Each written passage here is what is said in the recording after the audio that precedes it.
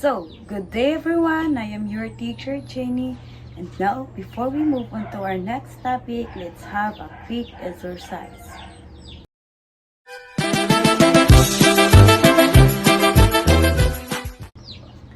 So, our next topic is about the tools for evaluating the appropriateness of ICT-based assessment tool.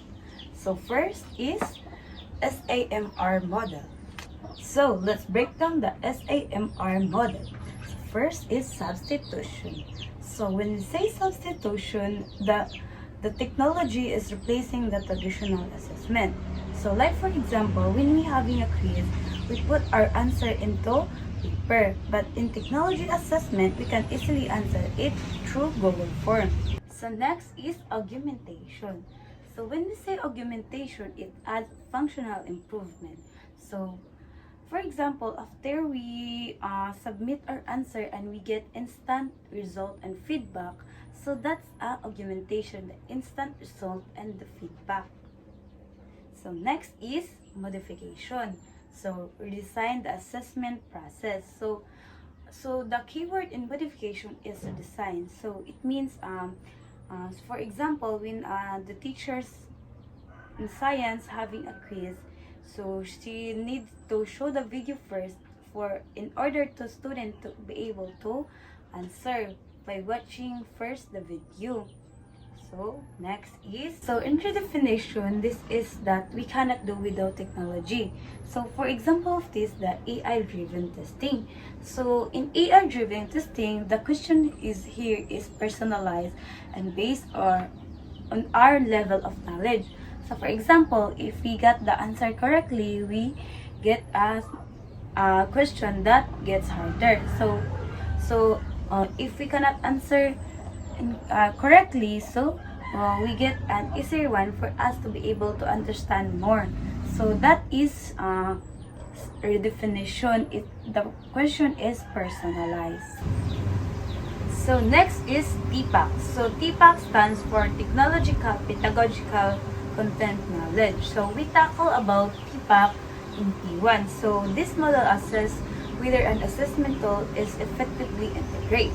So first is technological knowledge. So TK. So understanding how to use the tool effectively. So TK is the knowledge of the teacher of that specific tool, of how she or he used that. So example of this is a teacher is making a quiz and she used Google Forms. So and she knows the step-by-step process on how to organize from the instruction to question. So that is the technology knowledge.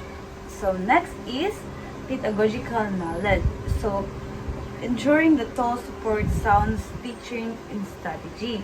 So pedagogical knowledge, it is the knowledge of a teacher on how she or she choose that tool to have an effective learning. So for example of this is teachers know that students can learn better if the quiz is engaging. So teachers choose Kahoot to make an engaging quiz so that her student or his student can have an effective learning. So that is the pedagogical knowledge. Next is content knowledge. So evaluating if the tools align with the learning objective. So we as a future educator, we must ensure that the tool we choose or use is aligned with our learning objective so that the student can have an effective learning. Next is reliability and validity check. First is reliability. So ensuring consistency in scoring and result.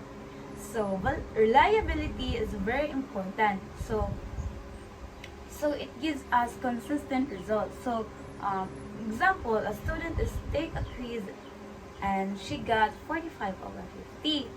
Tomorrow she answer again with the same question, the same answer, and she got 45 over 50. So that is the reliability, the consistent result. So next is validity. So assessing if the tool accurately measure the learning objective. So we as a future teacher, validity is very important to us. It's because the tool we use this is we know that it measures the learning objective, so it's very important. So example, uh, you as teacher, you have a lesson about English grammar. So after your discussion, you make an assessment or a quiz about that grammar so that the student can have an effective learning in grammar. You cannot make an assessment that outside the content of the grammar. So that is validity. So you as a teacher, you need to ensure that you measure the learning objective accurately. So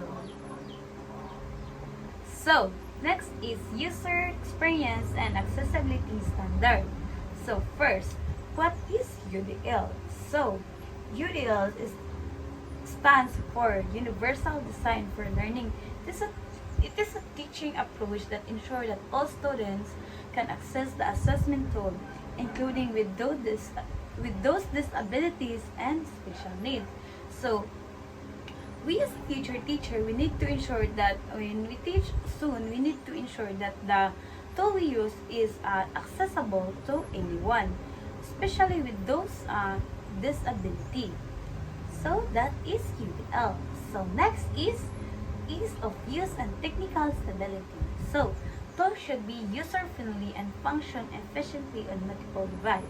So what means by this is the tool we use is functional to any device. So like for example, cell phone, laptop, tablet, or any or even computer. So we need to ensure that it is a smooth functionally.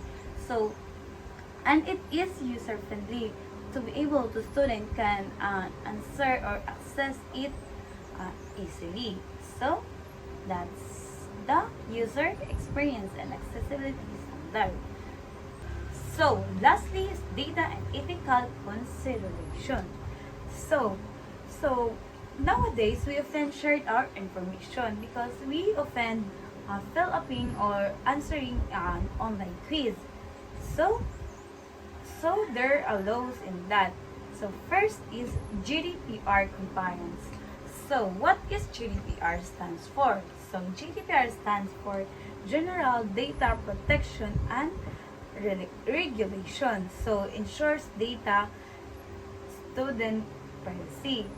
So GDPR ensure that our data is not misused or misshared without our permission. So example of this is when we take an online quiz, GDPR ensure that our personal information or data is not shared or not leaked.